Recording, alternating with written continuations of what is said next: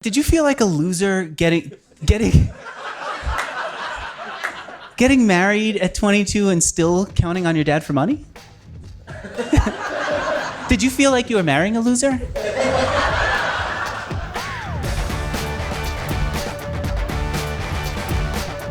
I'm inviting you to a very special, really cool event with someone who I have huge respect for. His name is Andrew Warner at a place called the Dry Bar Comedy Club in Provo, Utah.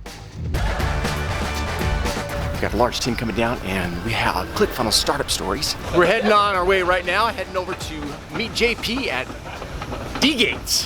So JP's hiding because he's so popular, he has to literally hide behind corners and, what's up, Dave?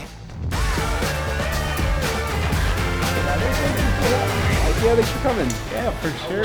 So excited. Yeah, me too. And Dave has just been amazing and weird. Yeah. And good to see you. Good to see you too. Andrew, you need two guys following you around with cameras? Yeah, they always follow us everywhere. I feel at home when I'm hanging with you guys because you guys are obviously children dressed up in adult bodies. So playful, and I'm not the only one. I love it. We've got about 3 hours until the live show starts, and so we're gonna go throw stuff up there real quick. Then we'll go see the venue because I stress out until I see the venue. Like whenever I speak an event, I have to go and step on the stage the night before, else I just sick to my stomach. So we're gonna go check it out. We picked the Dry Bar Comedy Club because Mormons can't drink, and so this is like the dry bar. And so we thought it'd be kind of funny. And then people always ask our story, and you always hear the highlight of the story, but I thought it'd be fun. Andrew's a really good interview, and I'll go deep into the ups and the downs. And so I thought I'd just tell the whole story. Ready? Let's go. We're here. This is the entourage.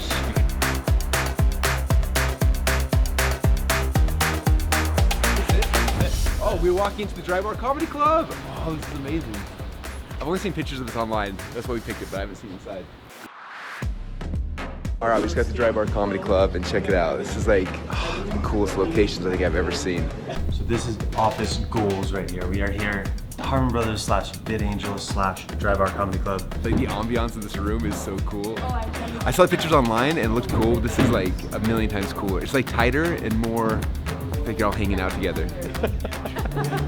Well, we were gonna get 6 stick figures or something like that, or little kind of cutout poster things, and Miles actually came up with this idea. I don't know where Miles is.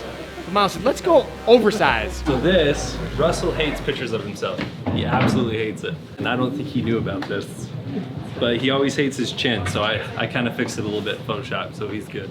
I'm just kidding. We only have 30, 40 minutes left, and as you can tell, there's still a whole bunch of stuff that's got to get done. So hopefully we're gonna pull this thing off. Got tech issues. We forgot to have press release passes printed and all that kind of stuff, so we're getting those printed. I'm a little nervous. Once you're done. I'm not gonna lie. I hope people show up. That's my biggest fear. Think they will? The venue holds about 200 or so seats. We sold 250. I'm nervous if they don't come, that's gonna be horrible. If too many come, that's horrible too. Keith Yackey here. I'm actually the MC tonight, and I don't feel any pressure at all because I just get to go have fun and get to introduce my friends, and it's going to be a blast. And then you need me to do something for those 5 minutes, what you're saying. Okay, well, thanks for telling me now. Okay, now I'm stressed.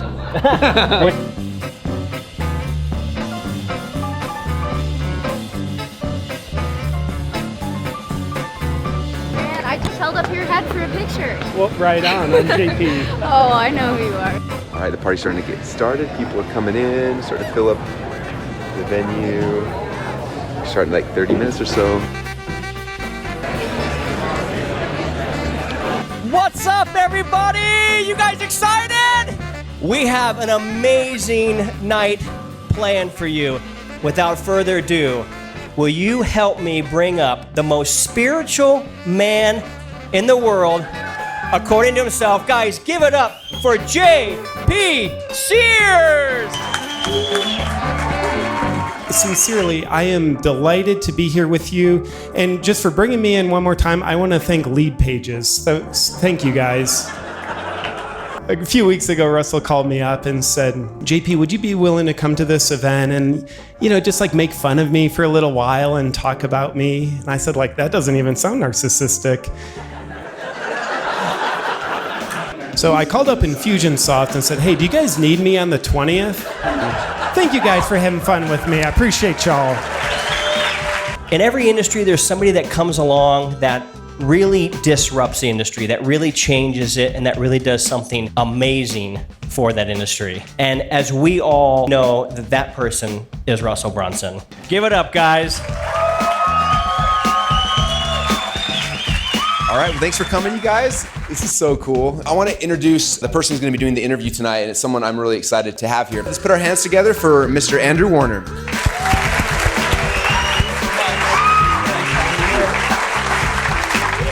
I want to make it meaningful for you. I've talked to a lot of you as you were coming in here. You want to know how they got here, what worked for Clickfunnels, what would work for us. And so that's my goal here, to spend the time understanding by interviewing you about how you did it.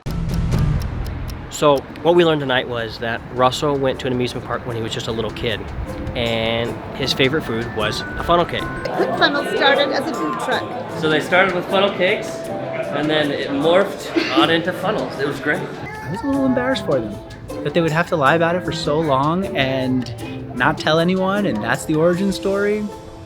It was really weird to walk in and see Russell sipping on Patron tequila. Nobody saw it coming, and it's like... When he revealed to us that he was a hypnotist, I looked around and there was like half the audience had their pants down. It was insane. It was insane. Such a good event. The most awkward part was when Russell started to cry. Why is he crying? Curl up in a fetal position on stage in front of 260 people for a half hour. That blew my mind. Yeah. So everything else was good, minus the lies. All right, let's start with the very first business. What's this one? This is called SublimeNet. How many of you guys remember SublimeNet out there? Anyway, I don't know. I wanted to sell software, and so I was like, what could I name my company? And so I figured out exciting software. So I wanted to buy exciteware.com, but it wasn't for sale. And so I bought exciteware.net, and Colette was working at the time, and she came home, and I was so excited. I'm like, we got our first website. We're going to be rich. And I told her the name. I was like, it's exciteware.net. And she looked at me with this look like, she's like, are you selling underwear? Or what is the... I was like, lingerie. I'm like, no, it's software. And then she's like, I'm not going to tell my mom that you bought that. Like, you have to think of another name. And I was like, crap. And so that was the next best name I came up with, was SublimeNet. Because I like the band Sublime. That was it. And I was going to ask you what it was, but it was lots of different things. Every screenshot on there is a whole other business under the same name. What are the businesses? Do you remember?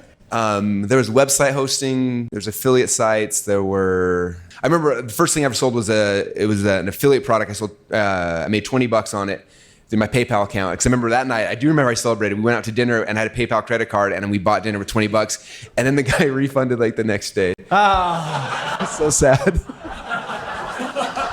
And then you started something that I never heard about, but this is the call center. The call center got to how many employees? 100? We had about 60 full-time salespeople, 20 full-time coaches, and about 20 people doing the marketing. So it's about 100 people in the whole company. Yeah. 100 people. What happened? Why did that close down? Oh man, a lot of things, a lot of bad mistakes, a lot of first-time growing company stuff. Again, we just woke up one day, it felt like, and we were in this huge office, huge overhead, and about that time, it was like 99, 2000, something like that. And there was the merchant account that me and most of the people doing internet marketing at the time, we all used the same merchant account, and they got hit by Visa and MasterCard, and so they freaked out and they shut down. I think that it ended up being like 400 or 500 merchant accounts overnight, and we had 9 different merchant accounts at that company, and all of them got shut down instantly. And I remember, because everything was fine, we're going through the day, and it was like 1 o'clock in the afternoon on a Friday. They came in like, hey, none of the cards won't process, and finally we get someone on the phone, and they said, oh yeah, you got shut down along with everybody, along with all the other scammers. And she hung up on me. And I was like, I don't know what to do right now. Like, I've got 100 plus people, and payroll's not small, and we didn't have a ton of cash in the bank. It was just like it was more of a cash flow business. And I remember Avatar just came out, so everyone was going to movie Avatar night. And I remember sitting there during the longest movie of all time, like, and I don't remember anything other than like this sick feeling in my stomach. And I was like texting everyone I know, like trying to see like if anyone knew what to do. And everyone I knew was like, we got shut down too. Everyone got shut down, and so we came back the next day. I called everyone up, and we got to try to figure out how to save this. And Brent and John, everyone, then we came back to my house, and I was like, okay, what ideas do we got? And we just sat there for the next 5 or 6 hours trying to figure stuff out. And then we went to work, and I wish I could say like everything turned around, but it was the next probably, 2 or 3 years of us firing 30 people, firing 20 people, closing things down, moving down offices, like just shrinking for a long, long time. Until the peak of it was, I got an email from my dad, who was helping with the books at the time. And he said, hey, I got really bad news for you. I looked through the books, and it turns out your assistant, who was supposed to be doing payroll taxes, hadn't paid payroll in over a year. He's like, you owe the IRS over $170,000. And he's like, and if you don't pay this, like, you're probably gonna go to jail. And I was like, gosh, like every penny I'd earned at that point was gone. Everything was done. We lost everything. And I was just like, I don't know how to fight this battle. But if I don't fight it, like, I go to jail apparently. And I remember that's a really crappy feeling. Yeah. And Brent, some of you guys are reliving this with me right now, I know. I remember going back that night and laying in bed, and I was just like, I wish that I had a boss that could fire me, because I don't know what to do or how to do it. And that was definitely the low spot for me. And you stuck with him? I've talked to a few of your people because they're so good. I keep asking them, why do you work for Russell? What is it that lets you be second to Russell, who's getting all the attention? And I've got some answers. And would you mind coming up here and back then when it wasn't going so well, give me an example of something that he did to let you know this is a guy who's going to figure it out eventually, and I could possibly go down, watch him go to jail, but I believe that it's going to go up. Well, at the time when things were crashing, the income stopped, and I asked if I could talk to him and sat down, and I pretty much told him, like, I can't keep doing this. I can't keep watching you every month pulling the money you've saved for your family to try to keep jobs for other people. Like I said, I'll leave, if that helps you.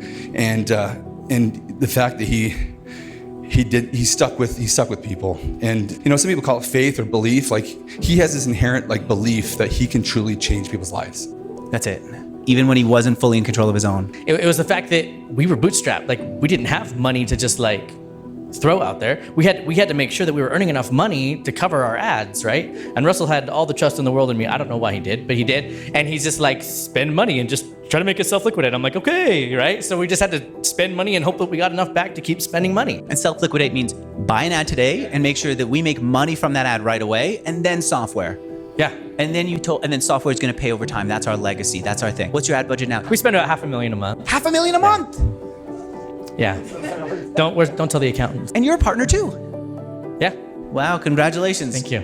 It's always now. It's always now. It's always now. It's always now. It's never going to be the next funnel. It's never going to be the next product launch. Like, I'm going to do whatever we can right now, and the next one, and the next one. That's it. That's Absolutely. Who you are. That's how it works. And now you're a partner in the business? $83 million so far this year. You got a piece of that? Yes. Do I? Yeah. Just checking. How'd you support yourself while this was not working? I didn't. So my beautiful wife did. She had 2 jobs at the time to support me while I was wrestling and doing these things. And she was the one that made it possible to be able to gamble and risk and try crazy things. Everyone, this is Colette, my beautiful wife. What did you see in him back then that let you say, I'm going to work extra hard and pay for what he's not doing? What did I see in him? It was actually his energy, his spirit was always positive, and we had the same goals. And that's the thing I noticed too, the positivity. How did you cut up your credit cards? What was that day like? Hard. Yeah, hard, because those that you don't know that I'm a little bit older than Russell, and so I've always had this independency to go do and buy and do these things, and then all of a sudden I'm like, oh, step back, sister. Gotta take care of this young man so we can get to where we're at. Anyway, but now, yeah. Now things are good. Now things are amazing. Yeah. So I stopped asking about religion, but I get this sense that you believe that, does it feel divinely inspired to you? Be honest. I believe that God gives us talents and gifts and abilities, and then watches who we do with it. And if we do good, he increases our capacity to do more. But we definitely, especially in time at the office, we talk about this a lot. Like, we definitely feel what we do is a spiritual mission. Like, you do 100%. Yeah, I don't think that it's just like we're lucky. I think the way that the people have come, the partnerships, like how it was created, is super inspired. You know what? A lot of us are selling things that are software, PDF, guide, this, that. It's really hard to find the bigger mission in it. You're finding the bigger mission in funnels. What is that bigger mission? How do you connect with it? Because you're right. If you can find that bigger meaning, then the work becomes more meaningful, and the people you're working with become like, it's more exciting to work with and more meaningful to do it. How did you find it in funnels? What is the meaning? So right now, as of, I think today, we had 68,000 members in Clickfunnels, which is like the big number we all brag about. But for me, it's like, that's 68,000 entrepreneurs. Each one has a gift, right? And so I think about one member I'll mention. His name's Chris Wark. He runs crispycancer.com. And Chris was someone who came down with cancer, given the death sentence, and instead of going through chemotherapy, decided I'm going to see if I can heal myself. And he did, cleared himself of cancer. And then instead of just like, cool, and then go back into work, he was like, man, I need to help other people. And so he started a blog, started doing some things, and now he's gotten this thing where he's helped thousands and thousands of people naturally cure themselves of cancer. And that's one of our 68,000 people, right? That's the thing. That's the thing that keeps me going.